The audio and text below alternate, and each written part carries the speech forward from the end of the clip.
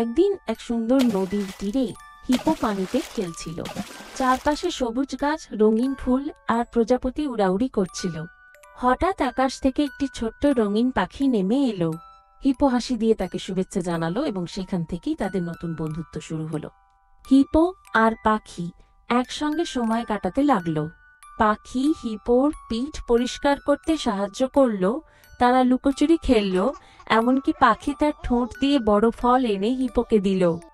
ঝড়ের দিনে তারা একসঙ্গে আশ্রয় নিল এবং কাদায় আটকে গেলেই পাখি হিপোকে উদ্ধার করলো।